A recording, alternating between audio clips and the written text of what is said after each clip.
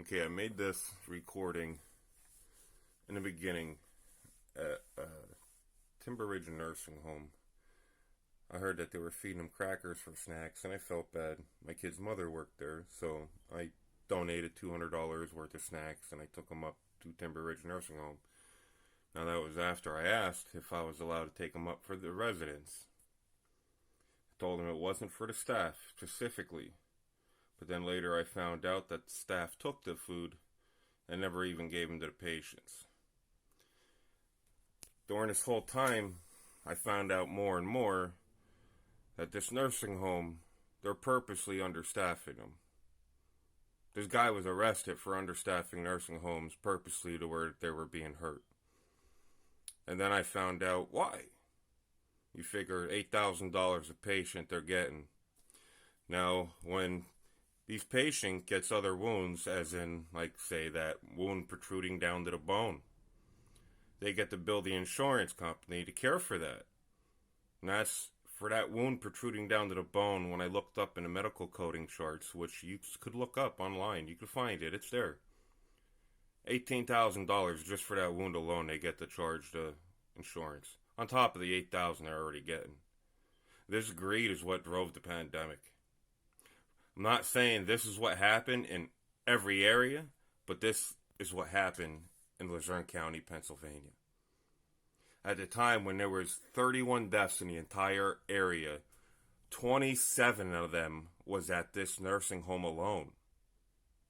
What they did, if now a resident was sick, they'd ship them to the hospital. And if they died at the hospital, that hospital got the number for the COVID death, not the nursing home. A lot of it was the pure carelessness at the nursing homes. That's what drove people to lose their businesses, their livelihood, everything. And it all started with me looking into what was going on and why. Now, mind you, this guy, what they do, they purposely understaff these nursing homes. Now, if you can look up any nursing home that this guy owns, a rating is a 1 or below 0. I've had them give me the updates through an email for the last year. They went from a 0, they're at a 1 right now, their rating, which is horrible, mind you. This is their whole game plan, what they do, and they have no care. It's about the money. It wasn't about saving lives. I had first-hand accounts, messages from my kid's mother and what she was witnessing, how they would just work with a COVID ward. They had the doors open right next, literally a couple feet away, where as soon as they opened that tent, it flew right into the other rooms. They had nurses working in a COVID room. They made my kid's mother eat her lunch inside the COVID room with her mask off. Then she brought that home. Like, what did they expect? It don't take a rocket scientist to figure if you're working with a patient that has COVID, you don't go directly and start helping another patient without taking that stuff off or sanitizing. This is what they did. And it's not really truly their fault. They were understaffed. They were just trying to do the best they could to help these people. It's like sending a firefighter to put out a fire with no water. Like, they caused the chaos. And it's these owners, these higher-ups. That's why all the higher-ups resigned. And now in here, this piece of paper, it was taped to the desk at Timber Ridge Nursing Home. It instructed all the employees not to say who this owner was. Now, mind you, this guy was arrested in 2017. For 5 years, he wasn't allowed to own, manage, or operate a nursing home. Now, I want you to explain this.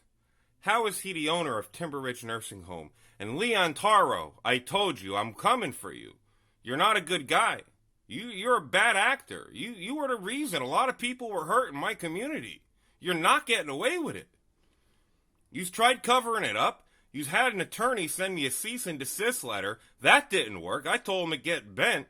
Once they realized what was going on and they realized everything that I had that I already sent to the state attorney general's office. It's being investigated, and it's been being investigated. And this is all how it started. And this was the recording. This is how they take care of your family in a nursing home. During the pandemic, when you weren't even allowed to go visit them. It's heartbreaking.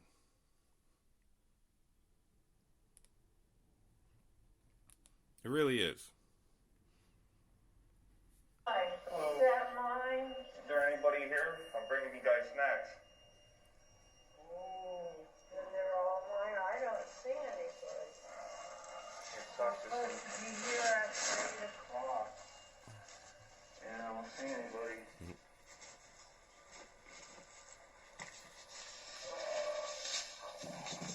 With everything that was going on, I recorded for my own safety because just with everything, it was sickening what I was hearing. Supposed to be here at 8 o'clock. Yeah, what time is it? It's 8:45. So what kind of goodies did you bring? All kinds. Even the maintenance guy told me a guy jumped out the window the night before, so they were on high alert. That's why you heard the alarm in the background. I wonder who they're for. We never get them. Oh, I heard that these guys are just getting crackers, so... Crackers. Two little packs about so long. Excuse me. Is there somebody... I'm bringing snacks for these guys. I got a lot of it.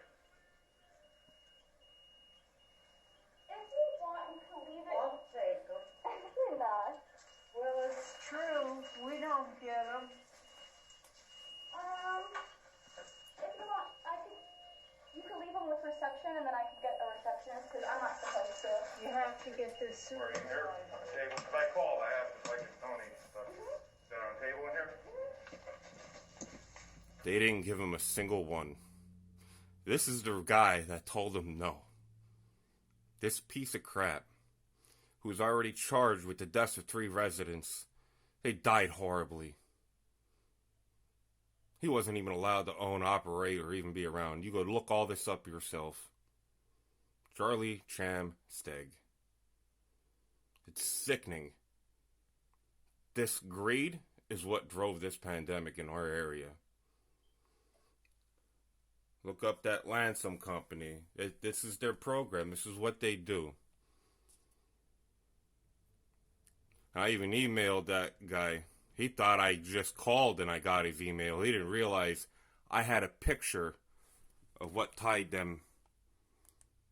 Hold on. Let me show you this. See? Read that yourself. If anyone calls for any information regarding the owner, Charlie Cham, Charlie Steg, have them contact the VP of Operations, Leon Taro, at, see the email there? That's the email I was emailing at Imperials. If they ask any type of questions about anything, do not answer. Do not answer any questions. Just kindly insist that they will have to contact the Leon at the email listed above. Now that just implicated him in a crime. So I want to ask people, how is this guy still operating this nursing home? It's the old Timber Ridge. It's Riverview or something now. It's up by the VA hospital. How is this guy the owner? How is it? Now 2017, 18, 19, 20, 21. That's 4 years. 22. How is he the owner? Read what he was charged with. Now on the other thing, it even has his arrest record. As you'll see in the other video I posted, it has his arrest record. Like, you can Google it. It's public knowledge. He was charged with a felony. How is this guy the owner of a nursing home in Luzerne County? That's what I want answers to. And I still want to know why that wallet I found underneath my bed from that nursing home, I still want answers for that. There was a lot of carelessness that happened, a lot of violations, but they're not talking about that, and I want to know why. Because this carelessness, this greed, this is what caused the pandemic. This is why people lost everything. This is what tore families apart. Still think I'm crazy?